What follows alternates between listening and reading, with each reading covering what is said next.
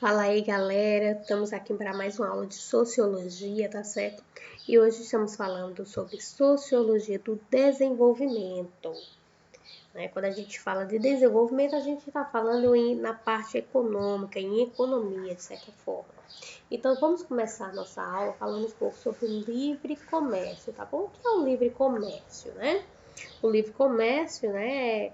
Elas são essas transformações políticas e econômicas, né, que visam, tá bom, a circulação de mercadoria, tá certo?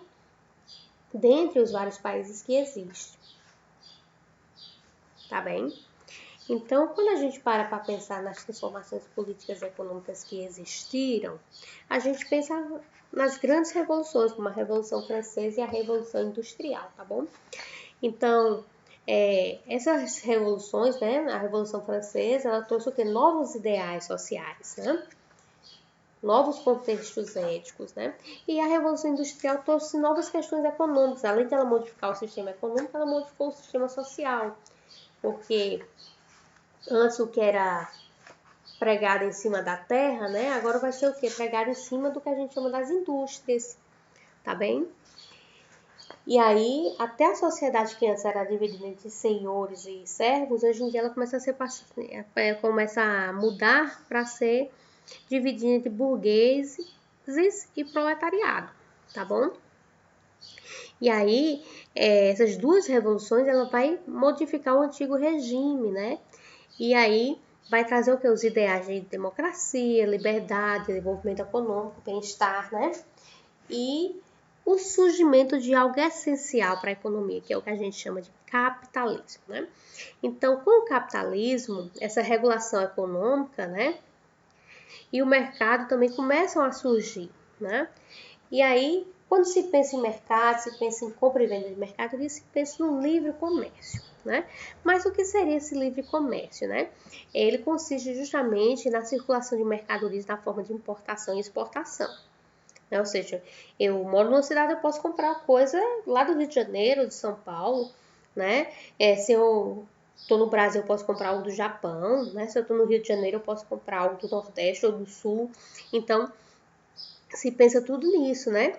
E quando a gente fala em livre comércio, a gente pensa nessa compra e venda sem que seja submetido o quê? Tarifas. Né? Tarifas é o quê? São aqueles impostos em cima da mercadoria, né? Também tem as tarifas alfandegárias que são pagas nas diferenças de fronteira, tá bom? E aí, o que é que acontece? As pessoas discutem, tá certo? Que essas cobranças de tarifas é o que é que ela faz? Ela restringe, de certa forma, o comércio, né? Já os defensores, tá certo? Do livre comércio, né? Eles dizem que justamente essas tarifas iriam o quê? Iria, né? Provocar que não houvesse realmente um livre comércio de fato. Já as pessoas que são diferentes, né? Que elas defendem, né? Elas dizem que tem o quê? Tem o princípio das vantagens corporativas, ou seja, o que é isso? São aqueles contextos entre consumidores e produtores. Mas o que seria isso, né, professor? Enfim, né? Se parte do que a gente chama, gente, de concorrência desleal, né? O que é que a gente sabe? A gente sabe que lá na China, muitos produtos que vêm da China para o Brasil vêm super barato, né? Por quê? Porque lá a mão de obra é barata, né? A gente sabe lá que a energia também não é muito cobrada, né? Se paga muito mal aos trabalhadores de lá, tá certo? Então, tudo isso é contado dentro desse contexto, tá certo? Então, isso é o que é concorrência desleal. Então, a mercadoria é barata. Então, uma forma. O que é que acontece? As pessoas começam a comprar aquele que é mais barato que o que é caro. Então, uma forma de você igualar os preços da mercadoria para que haja uma concorrência leal seria justamente submeter tarifas, tá bom? E aí, aqui a gente vê aqui um pouquinho da cronologia, tá certo? Do período econômico, né?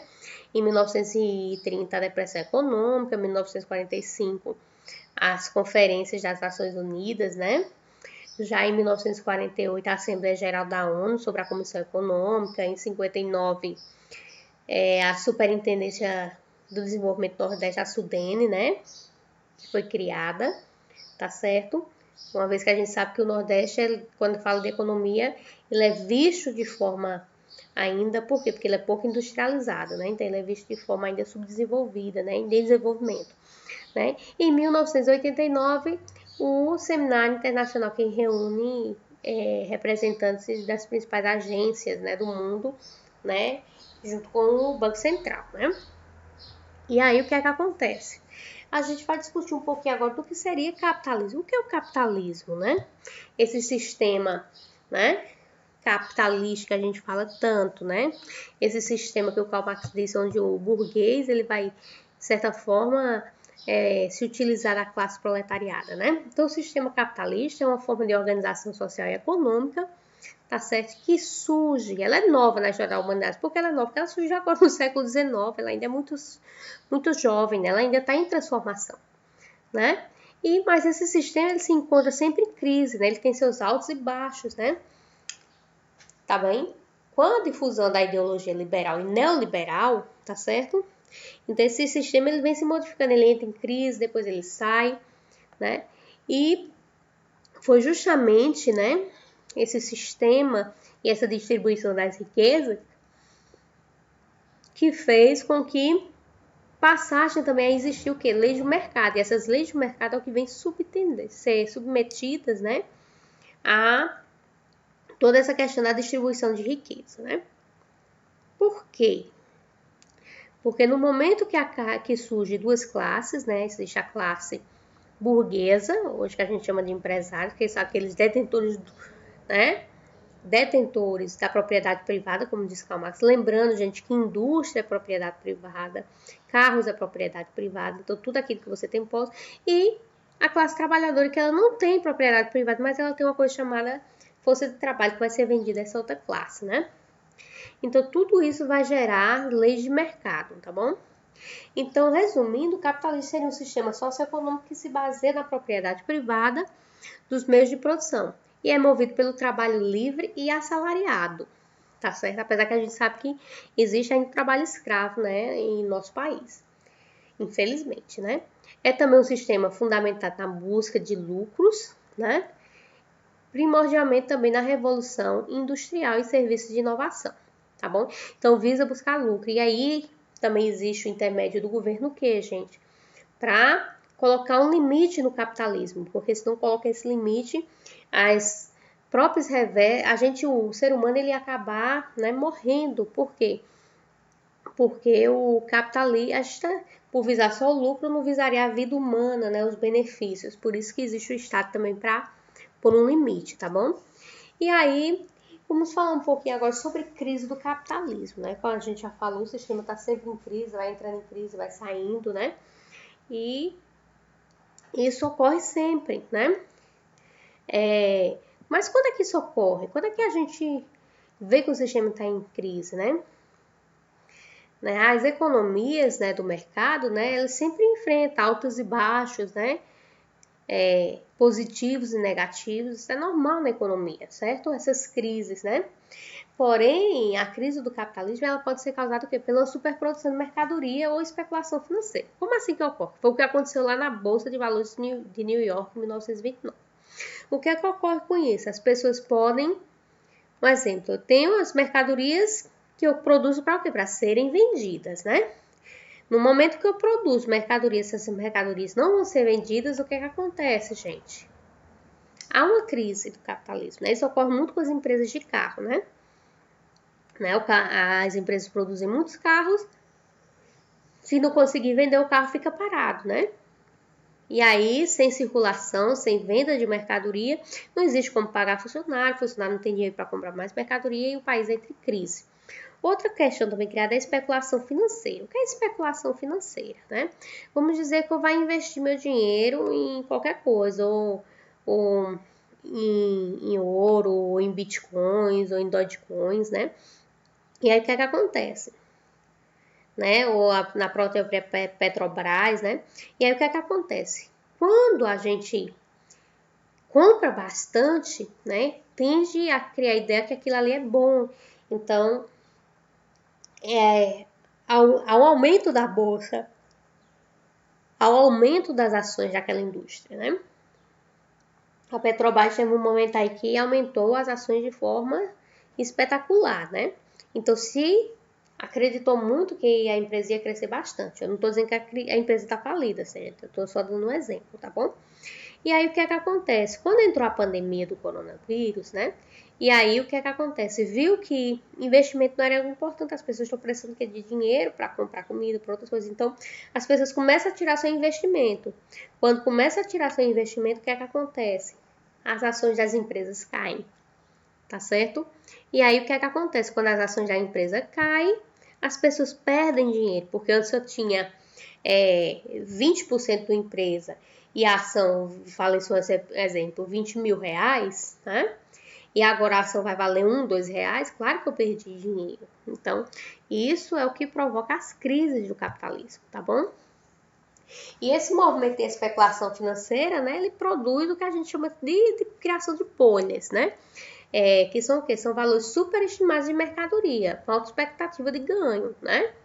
Isso faz o quê? Isso faz com que a mercadoria fique lá em cima um valor muito alto, né? Porém, o que é que acontece? Os salários dos trabalhadores também não sobem como as mercadorias. E aí, o que é que acontece? As pessoas não vão poder comprar aquela mercadoria. E aí faz o quê? Com que o domínio da compra diminua e assim, de certa forma, o Brasil ou qualquer outro país ou qualquer outra instituição econômica crie bolhas, né? Por isso que é tão importante que a gente crie um planejamento econômico, tá certo? No ponto de vista da sociologia, existe algo bem interessante que é chamado de reciprocidade. O que é a reciprocidade? Está aqui nesse quadradinho. Ó. É uma troca fundamentada na racionalidade econômica ocidental moderna, na qual valores efetivos morais orientam trocas, tá certo? Em outras palavras, o valor econômico e uma força política de coesão que regula as relações de uma sociedade. Né? Então, o mercado é uma instituição, né?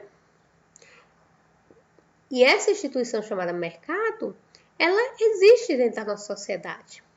E ela é responsável por muitas coisas, né? E é dentro desse mercado que existe o quê? Existe um processo de socialização, onde existe o quê? Pessoas, né? Cidadãos, né? Que o quê? Que trabalham para prover a existência sua e dos seus dependentes, né? E aí se cria redes de sociabilidade, tá bom? E aí essas redes, elas funcionam, queira ou não, de acordo com as leis do mercado. Mas que leis são essas, né? São aquelas leis que são reguladas pelos princípios da reciprocidade, dos laços sociais, né? Da escassez dos recursos disponíveis. A gente vê bem isso também chamado de solidariedade, né? A gente vê bastante isso nessa época de pandemia, né? As pessoas ganham às vezes um bem, uma feira, alguns recursos alimentícios no período de pandemia e ela divide com outras pessoas, né? E aí estaria interligado a esses fatores morais e sociais, mais do que nas econômicas, tá certo? As econômicas elas se encontrariam mais dentro do campo do mercado, tá certo? Mas a reciprocidade ela está no campo econômico, dentro da economia, tá certo? No mercado e também nas questões econômicas, como família, igreja, nas instituições, tá bom? E aí tem algo bem interessante que a gente tem que falar, a questão do que a gente chama da lei da oferta e da procura. O que é a lei da oferta e da procura, gente? É aquilo que estabelece os preços das mercadorias, né? Se eu tenho um pouco produto produzido, né? Vamos dizer que eu tenho uma obra de arte. Eu só tenho aquela obra de arte, só foi feita aquela igualzinha, né? E eu tenho o quê? 20 pessoas querendo comprar. Então, o que é que eu posso fazer? Eu posso aumentar o preço dessa mercadoria, né? Mas se eu tenho uma mercadoria e ninguém quer comprar, eu posso o quê? Baixar o preço para que eu venda.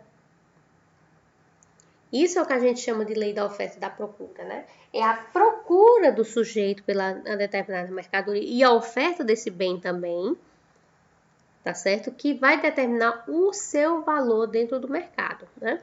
E essa autorregulação, ela faz parte do que a gente chama também do livre mercado. Então, essa lei da oferta e da procura, ela que vai estabelecer, tá certo? Vamos dizer, o equilíbrio do mercado, tá bom? E aí o Karl Polanyi, né, na década de 40, ele vem falar sobre um pouco sobre a sociedade em crise. Ele fala do crescente número de pobres ou miseráveis, né? Que houve um número tão grande de pobres e miseráveis que aumentou, que foi o quê? Que tornou-se necessário impor limites à regulação do mercado, né? Aquilo que eu falei anteriormente, se o Estado ele não intervir, né, no capitalismo, infelizmente, a própria ambição humana pelo lucro, né, vai terminar acabando com a economia, né, produzindo mais fome, mais miséria e acabando até com os recursos naturais do nosso país, né? E aí, como resposta a esses desafios, surge o quê? Surge as propostas de planejamento da economia de Estado, pela via política, né? Tá bem? Então, reintroduzir a dinâmica de mercado nos princípios de sociabilidade. Para o quê? Para evitar a destruição, a autodestruição da sociedade humana pelo capitalismo. Tá bom? E aqui uma sugestão para vocês, né, de um filme autobiográfico sobre a Margaret Thatcher, né, a primeira dama de ferro, a neoliberalista, né? O que é o neoliberalismo? É justamente esse sistema ferrenho, né? A gente vê o liberalismo lá na Revolução Francesa, que vem trazer ideais de democracia, né? Já o neoliberalismo ele vem trazer ideais de lucro mesmo, ele vem ser mais capitalista do que mais social, né? Daí a importância da intervenção do Estado, tá bom? Aí, como a gente já estava falando do Karl Polanyi, né? Ele fala isso, essa tese dele, na obra-prima A Grande Transformação, as origens de nossa época, tá bom? E aí ele vem trazer também a ideia de dinheiro em mercadorias fictícias, né? Sujeitos à relação do mercado, né? O que é mercadoria fictícia, né? É justamente a mercadoria, ela não tem o valor em si, né? É o valor que a gente tem para ela, né? O dinheiro, ela é uma mercadoria fictícia enorme, porque o dinheiro, ele vem valer por qualquer mercadoria, né? Nunca algo representou o valor de qualquer coisa, assim como o dinheiro, né? E é nessa tese dele que ele vem falar do trabalho, né, vida, terra, natureza ou estado de instituição social. Ele vem discutir bem isso e as questões da reciprocidade, tá bom? E para a gente finalizar, né, tá finalizando nossa aula, a gente vem discutir um pouco também dessa lei do mercado, né, das valores da Bolsa de New York, a partir aqui desse esqueminha, né, de crise. Olha só. O aumento do aceleramento da produtividade nos Estados Unidos, né? Então, o que é que tem isso? Eu acelero o trabalho, eu faço o quê? Mais coisas em menos tempo. Então, existe o quê? Uma superprodução, né? E se eu produzo muito, eu tenho muita coisa para vender, como eu já disse, baixo o preço da mercadoria, né? E aí tem a especulação da bolsa de valores, né? Quanto vale aquela mercadoria? Quanto vale aquela empresa que produz aquela mercadoria? Né? Quando há a queda, há a falência, né? De quê? A falência da empresa, a falência dos bancos, né? Que emprestaram dinheiro àquela empresa. Diminuição de procura, né? A redução da margem de lucro também ocorre, né? Com a redução da margem de lucro, o que é que acontece? Você perde poder econômico, né? A classe média perde emprego, também perde poder econômico, né?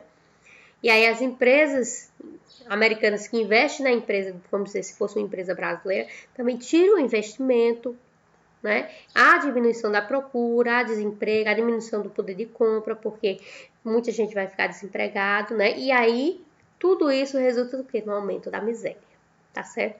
Então esse esqueminha, o que a gente já veio falando até agora, aqui tá resumido em esqueminha para vocês, tá bom? E para a gente finalizar, falar um pouco sobre essa resolução de reciprocidade, que é o que a gente chama, que a gente vai ver na próxima aula, né? Que é a solução keynesiana, né, para a crise de 1929.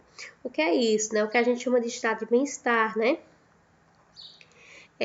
Quando o Estado vai intervir, né, no capitalismo, nas questões comerciais, nas questões econômicas, como uma forma o quê? De garantir, né, uma vivência social, vamos dizer, digna, né? Garantir investimento em obras públicas, controle de vida, aumento da rede familiar, diminuição da miséria, tá certo?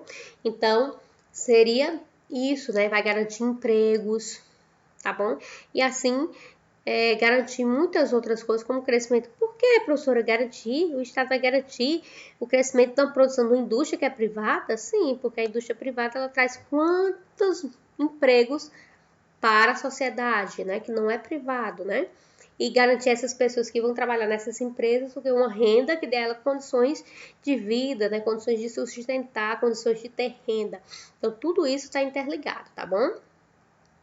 Então, por hoje a gente fica por aqui e até nossa próxima aula.